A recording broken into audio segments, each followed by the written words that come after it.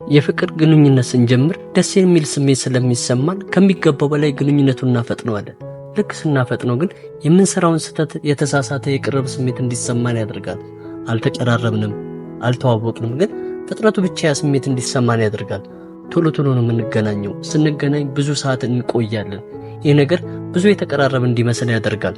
ግን ግንኙነቱ ሲፈጥን የማይሆኑ በጊዜው መደረግ የሌለባቸው ነገሮች እናደርጋለን። በስሜት እንነዳለን። ከዛ በኋላ ግንኙነቱ የሚያጓጓ ነገር ያጣል። ሰላም ጤና ይስጥልኝ ውድ የዘመን ሚዲያ ተከታታዮች፣ ዛሬ ይዘን የቀረብነው የፍቅር ግንኙነት መጀመርና ማወቅ ያሉብን 4 ነገሮች በሚል ርዕስ ይዘን ቀርበናል። ለቻናላችን አዲስ ከሆኑ ሰብስክራይብ በማድረግ የዘመን ሚዲያ ቤተሰብ ይሁኑ። መልካም ቆይታ። ግንኙነት በሚገባው ፍጥነት እንዲሄዱ ለማድረግ 4 ነገሮችን እናወራለን።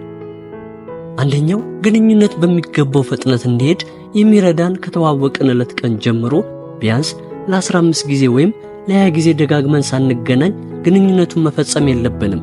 ወሲብ የግንኙነት ማሳመሪያ ወይም መዝናኛ አድርገን የምናስብ ሰዎች አለን፣ ብዙዎቻችን ማለት ነው። ግን ትክክል አይደለንም። መጀመሪያ ወሲብ ከቀደመ ግንኙነቱ እርስ በርስ የምንተዋወቅበትን ነገር ሳናደርግ ወይም ጊዜ ሳንሰጣጥ እንጨርሳለን። ከዛ በኋላ እርስ በርሳችን ተገናኝተን ለማውራት ለመተያየት እንኳን የሚያጓጓ ነገር እናጣለን። የኔ ጓደኞች ምሳሌ ብሰጥባቸው ይቀለኛል። በመጀመሪያ ሰሞን ተዋውቆ ሲመጡ አቦ እህት ሊተዋወቅ የመጡ እንዴት እንደምታምር ብታያት፣ በዚህ ቀን ተቀጣጥረና ላገኛት እሄዳለሁ ይላሉ። አግኝተው ወሲብ አድርገው ከመጡ በኋላ ስለሷ ማውራት ያቆማሉ።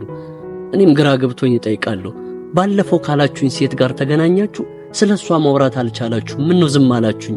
ስለ ጠይቃለሁ። አይ በቃ አብረን ከተኛም በኋላ ምን የሚያጓጓ ነገር አለ? ሴቶች እኮ በጣም ቀላል ሲሆኑ ደስ አይለንም ይላሉ።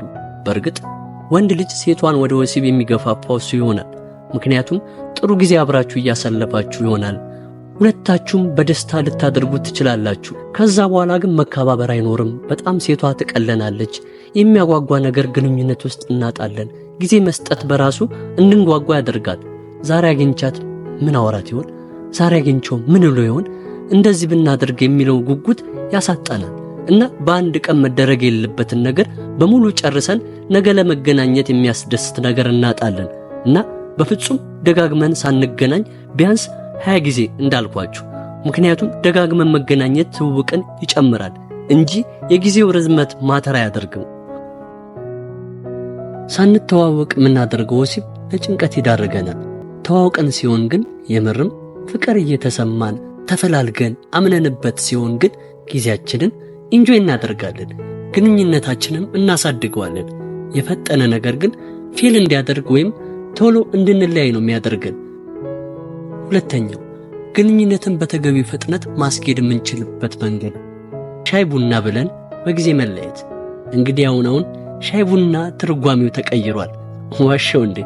ሻይ ቡና ማታ ላይ ሆኗል የምንገባበዘው። እሱ ትክክል አይደለም። ስናመሽ አምሽተን ስንገናኝ ሰዓቱ አናየውም። ስናወራ፣ ስንጫወት፣ ስንስቅ ደስ የሚል ጊዜ እናሳልፍና ሰዓት ይሄዳል። ከዛ ሳናቀው ወደ ማደር እንገፋፋለን።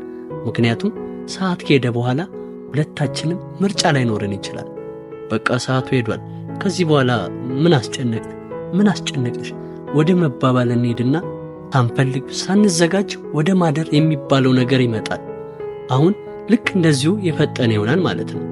ሻይ ቡና መባባል ግዴታ ጠዋት ላይሆን ይችላል።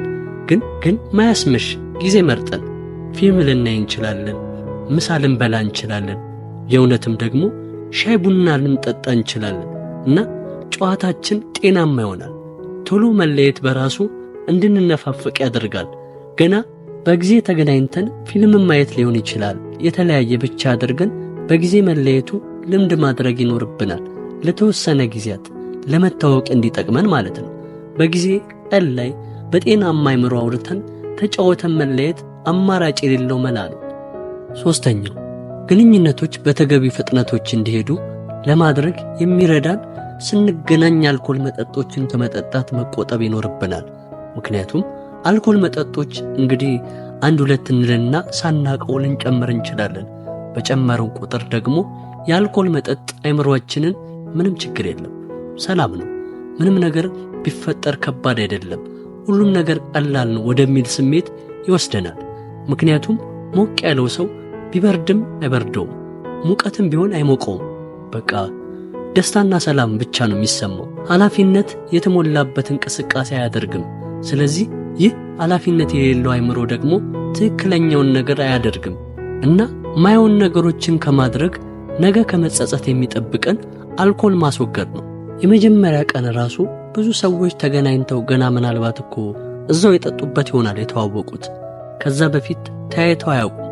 የዛ ቀን ይተዋወቃሉ፣ አብረው ይጠጣሉ፣ አብረው ያድራሉ። ይሄ በጣም ትክክል ያልሆነ ነገር ነው። ለጤናችንም ለልምዳችንም በራሱ እንደዚህ አይነት ልምድ መኖሩ በራሱ ትክክል ወይም ጤናማ ግንኙነት እንዲኖረን ያደርጋል እና ከማንኛውም ሰው ጋር ረጅም ጊዜ ሊቀጥል ይችላል። የምንፈልገው አጭር ሊሆን ይችላል። ግን አልኮል መጠጥ ባንጠጣ ጥሩ ነው። ምክንያቱም እያሰብን ከመጸጸት ያድነናል። ባልጠጣ ኖሮ ይህ አይፈጠርም እያልን አይምሮአችንን እንዲጨነቅ ያደርጋል። ከአልኮል ነፃ የሆነ ግንኙነት ብናደርግ መጀመሪያ መልካም ነው። አራተኛው ግንኙነቶች በተገቢ ፍጥነት እንዲሄድ ማድረግ የሚያስችለን ስልክ መደዋወል፣ ቴክስት መደራረግ፣ መገናኘቱ በራሱ በገደቡ ማድረግ ይኖርብናል። ዛሬ አግኝታት ሊሆን ይችላል፣ ደስ የሚል ጊዜ ያሳልፋቸዋል። ከዛ ነገ ቀኑን ሙሉ የምንደዋወል ከሆነ ቴክስት የምንደራረግ ከሆነ አንደኛ ያ ሰው ሊሰለቸው ይችላል። በአንድ ጊዜ እንደዚህ ጥብቅ ስንል ስልችት ወደ ማለት ይመጣል። ተነፋፍቆ መገናኘቱ ይሻላል። ቴክስትም ደግሞ እንደዛው መገናኘቱ ገደብ ከሌለው የሚያጓጓ አይደለም፣ በጣም ያስጨንቃል። አዲስ ግንኙነት ስንጀምር በቃ ሞቅ ያለ ስሜት ነው የሚሰማን። ደስ ይለናል። ስንገናኝ፣ ስናወራ፣ ስንጫወት በጣም ደስ የሚል ስሜት አለው። ግን ስሜቱ አይምሮአችን እንዳይቆጣጠረው መጠበቅ አለብን። ምክንያቱም በስሜት ብቻ የምንነዳ ከሆነ ልክ ያ ስሜት ሲጠፋ ራሳችን የምናገኘው ከስህተት ጋር ነው የሚሆነው እና በማስተዋል እንዲመራ ገደብ ያስፈልገዋል። መደወሉም በገደብ መገናኘቱም እንደዛው ሲሆን መልካም ይሆናል። መልካም የሆነ ግንኙነት መጨረሻው ያማረ ነው የሚሆነው።